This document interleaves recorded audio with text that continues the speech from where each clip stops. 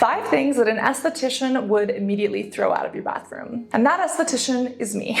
Hi, my name's Cassandra Bankson. I'm a medical esthetician and I have over 15 years of experience in the industry, but I've personally struggled with my skin for over half of my life as well. And I still break out. The way that I see skincare is a little bit different. You see, for me, skincare is self-care and it's a form of healthcare. Our skin is our body's largest organ and it protects us. And there are many things that can go wrong with it. That's why doctors and dermatologists exist, to help diagnose those skin conditions and then to help treat them with prescriptions. But as a medical esthetician, I work alongside those doctors and derms to try to help patients and clients make sure that they're getting those advanced treatments and that 1 hour plus of relaxation when they want it, but also that they're getting the right information that they can take home and use on top of their prescriptions to care for their skin and their body. Now, I have raided a couple of bathrooms before, and when I do, there are things that always stick out. These are some items that across the board, I, as an esthetician, as well as any other esthetician worth their weight in salt, would immediately throw out of your bathroom. And let's be honest, most derms probably would as well. The first might shock you, but I'm gonna say it as it is, those loofahs. You know those loofahs that sit in the shower? Those are breeding grounds for bacteria, and a lot of them can actually be a little bit scratchy and irritating on the skin. Now, this does depend on the loofah. There are some loofahs that are actually very smooth and really great for stimulating circulation and helping to exfoliate skin on the body. But there are others that are so sharp and jagged that they actually cause little abrasions to the skin. One of the derms that I absolutely love and work with really cautions against loofahs and dry brushing.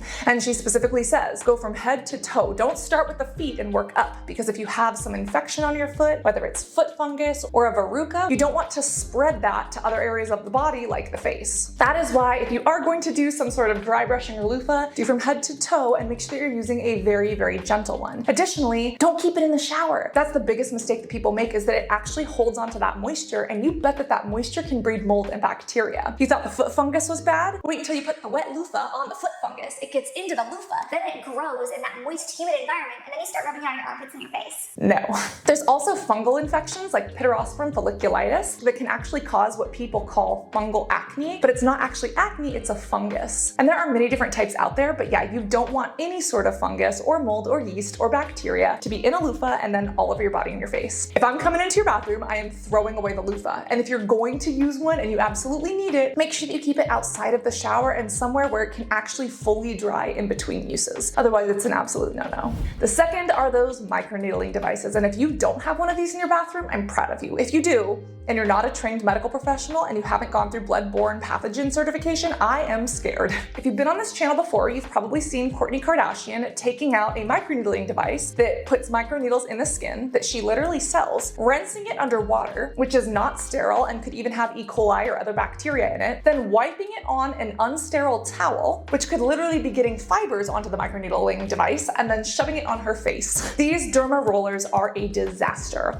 They should not be used, and especially when people do this at home, they keep them in their bathroom, they use them in unsanitary ways the way Kourtney Kardashian did, and they end up destroying their skin or spreading infection. Microneedling is fantastic. It's something that I do medically on others, and in professional settings I've gotten done myself. And there are doctors and derms who do microneedling, but medical microneedling is very different than what's done at home. And especially those Dermarollers, those actually cause major damage to the skin that is not healthy. Microneedles that actually kind of make a stamping motion, they go into the skin and out. They're a little bit more clean of a wound, right? They go in and out of the skin to cause damage so that the skin can rebuild from the inside out. However, Dermarollers roll across the skin. And can you imagine a needle going into the skin at an angle, stretching the skin open, and exiting the skin at another angle? You're basically creating a V-shaped wound full of damage. And that damage is higher at the top, the epidermis, rather than the dermis, deep in the skin where we need that damage to be. An in and out needle is much more effective, and even things like laser that are much more ablative with microneedling are fantastic because the needle is going into the skin, then that heat is being dispersed underneath the skin, whether it's through laser and radiofrequency. And obviously something like that, like a Morpheus 8 or a Secret by Cutera, needs to be done by us professionals in a professional setting. There are safe ways to microneedle at home if you're certified, but again, never use the rollers, only the stampers, and even then, I don't recommend them for at-home use. If I see these in your bathroom, it's going straight in the trash. Actually, it's not going in the trash, it's going in a biohazard container, because that is literally a biohazard.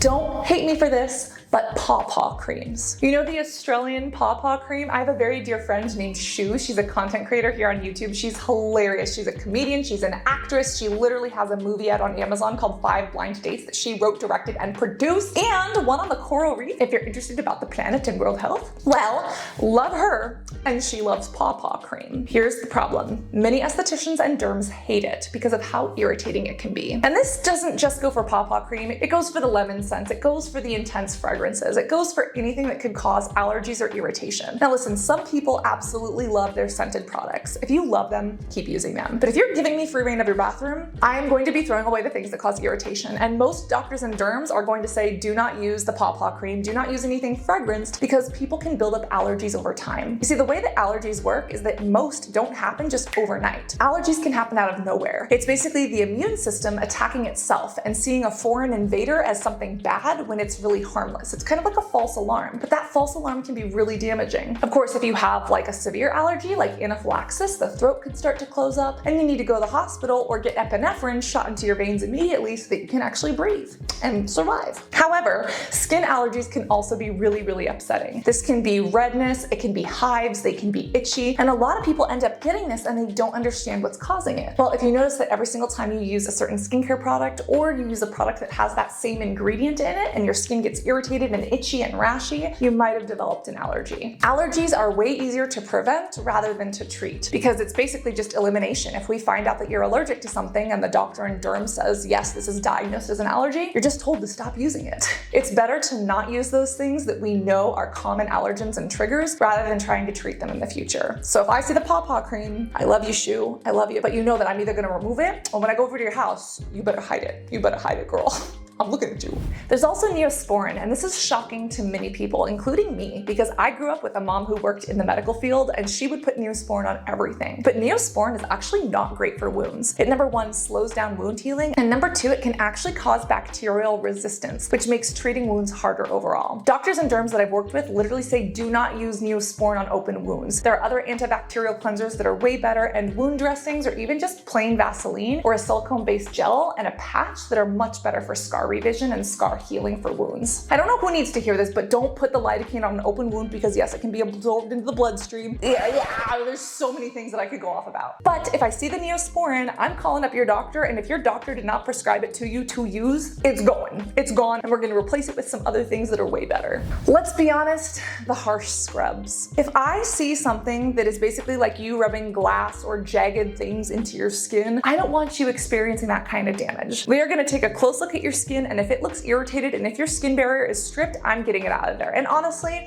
I love chemical exfoliants, but if I see you overstripping your skin, if your skin barrier is damaged, I love you, but I am putting you in acid timeout. I am putting your exfoliants in temporary skincare jail, where they are not allowed to touch your face. So many people unfortunately over-exfoliate, and usually it's easier to over-exfoliate with harsh scrubs. These include things like walnut shells, which are really jagged. These even might apply to those new exosome creams. I have to look into those more, but there's like these exosome sphericals that come from sponges that might actually be more damaging than I previously thought. But anything that creates that harsh abrasion on the skin is prone to over-exfoliation. And if I see that and I can tell that you're struggling with it, I'm gonna remove it for you because I know it's hard to avoid it. And listen, as someone who grew up with acne, scrubbing my skin is what I did. It made the acne worse, but it made me feel like I was actually doing something. There is something so satisfying about just scrubbing, right? Still is not good for you. And unless it's a gentle scrub, I'm probably going to remove it or tell you use it on the feet and the elbows, not the face. And again, if I see you overdoing it with chemical exfoliants, I'm gonna remove those too. I'm just gonna make sure that you are using products that work for your skin, and I'm probably gonna reach into my pocket and pick out a couple sunscreens and leave them around the bathroom for you because I am your skincare fairy godmother and I do bring little sunscreen gifts wherever I go. Specifically the Purple Protector that yes, I helped create with Muon Red Onion. If you have not used the Purple Protector,